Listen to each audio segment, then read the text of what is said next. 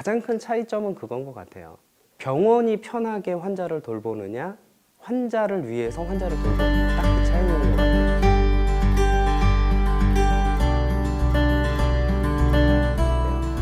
이쪽에 찍어준다. 그래 나도 좀 깨끗하게 보이려고 또 목이 준비해. 뇌졸중으로 쓰러지시면 보호자들은 이게 케어가 제대로 될지에 대한 게 사실은 제일 좀 문제거든요. 그렇다고 이제 직장 생활하고 이런 상황에서 어머님을 이제 집으로 모실 수는 없는 상황이었고, 인터넷 검색을 하고 사용자들의 후기 뭐 이런 것들 찾아보다가 응급실에서 그날 밤에 찾은 거죠. 그리고 전화 드려서 바로 대정병원으로 처음에 오게 됐어요. 어머님이 이제 다발골수종이라는 혈액암으로 암센터에서 치료를 받기 시작한 지가 이제 올해 8년 차인데, 선택의 여지가 없는 경우에는 사실은 고민이 그렇게 많이 되진 않았어요. 왜냐하면 제가 회사를 가면 어머님이 집에 혼자 계시는 상황이었고, 중간중간에 항암제 부작용 때문에 어머님 응급실을 많이 갈 때는 일주일에 3번, 4번도 가봤어요. 거의 매일도 가봤고. 그러면 어머님을 그렇게 이제 집에 혼자 계시게 하는 거랑 암센터 근처에 응급 상황이 발생하면 바로 갈 수 있는 요양병원으로 모시는 거랑은 사실 저한테는 선택의 여지가 없는 거죠. 근데 일단은 어머니를 모시려면 기본적으로 제가 일단 회사를 그만둬야 되는 상황이고, 식사라든가 약 이런 것들의 케어가 이제 저는 어머님 병수발을 오래 하다 보니까 병원에서 기본적으로 어느 정도 해주는 병원일 경우에 그게 전제된다면 사실은 집보다는 훨씬 안전하고 좋아요. 그리고 건강 회복이나 이런 부분도 집에 혼자 계시는 경우보다는 훨씬 더 호전되는 속도나 이런 것도 빠르고요. 집에 혼자 계시다가 한 2-3번 정도 돌아가실 뻔했어요.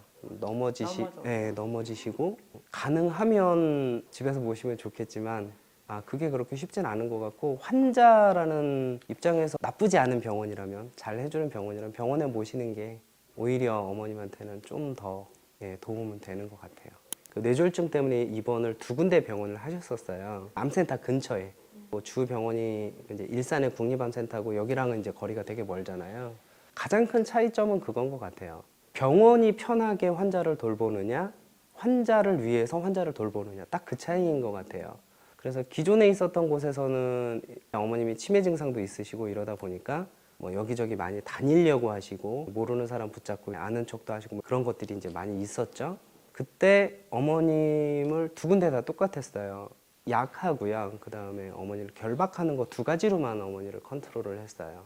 첫 번째 병원에서는 본인들이 포기를 하고 연락을 했고요. 어머니를 다른 곳으로 모셔달라고. 뭐 외출이라든가 운동 이런 게 거의 없었고요. 왜냐면 본인들이 계속 케어를 해야 되는 상황이니까. 근데 여기 오기 전에 있었던 병원에서는 어머님 상태가, 대정병원에 처음에 입원해서 퇴원할 때 아마 기억하실 거예요. 상태가 많이 좋아지셔서 이제 다시 하기 위해서 제가 모시고 갔던 거거든요. 어머님이 일반인에 가까우셨어요. 거의. 그만큼 대정에 처음에 입원했을 때 상태가 좋아지셔서 나가셨는데, 3개월 있다 대정으로 다시 올 때는 걷지도 못하시고, 깨어있는 시간엔 그냥 침 흘리고 이렇게 그냥 계속 멍하니만 계셨어요.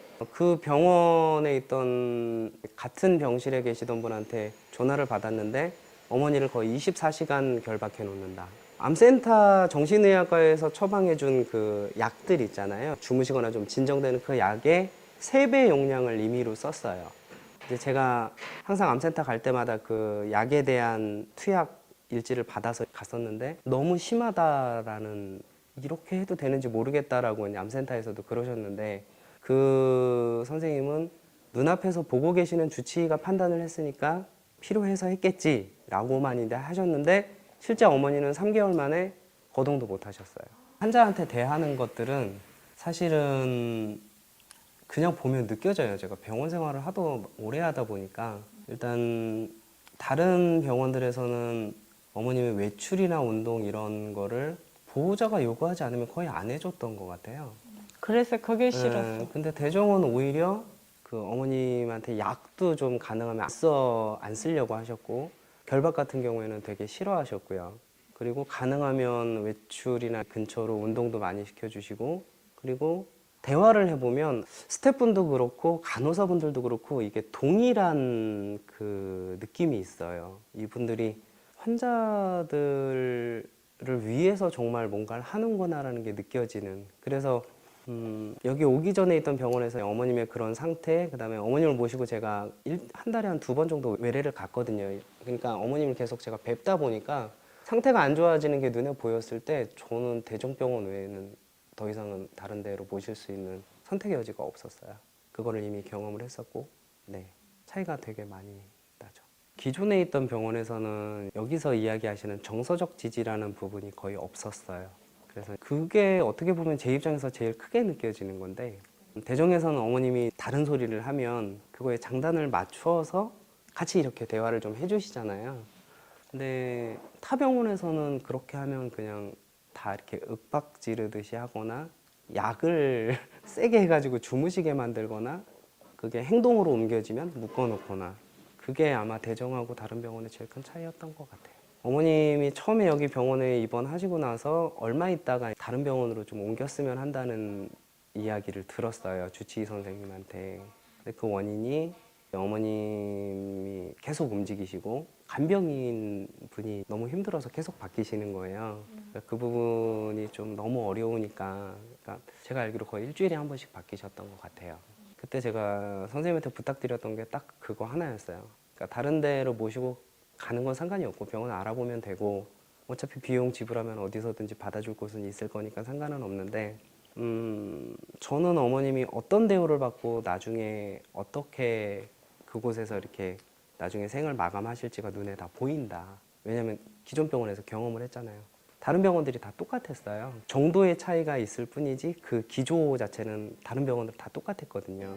근데 저는 어머님이 살아 계시는 동안은 따뜻한 사람들 곁에서 계시다 갔으면 하는 바람이다. 그래도 옮기라고 하시면 제가 병원을 알아보겠다. 이렇게 말씀드렸고요. 아마 선생님께서 뭐 그 이야기 때문에 그랬는지 몰라도 어렵게 해서 아직까지 계시게 됐네요. 그리고 간병인 선생님이 너무 잘해주셔서 지금은 전화하시면 그냥 간병인 선생님 칭찬밖에 안 하세요. 건강하실 때도 항상 산이나 이런 자연에서 사는 거를 항상 소원하셨어요.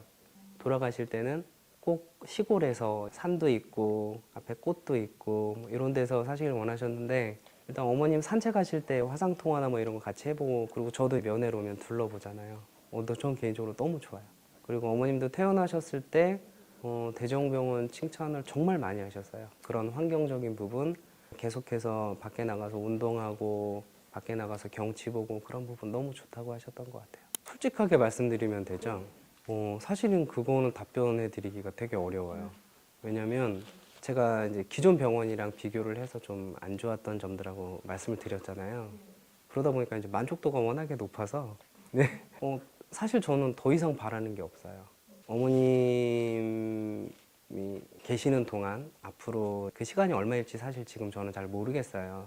근데 병원에서 어머님한테 해드리고 있는 게 저는 만족도가 뭐 100% 이상이어서, 그렇다고 뭐 어머님 병원 생활하는 거 외에 제가 행정적으로 처리해야 되는 여러 가지 사안들이 있는데 그것들도 지원을 너무 잘 해주세요. 그래서 뭐가 부족하고 더 뭘 바래야 될지 잘 모르겠어요.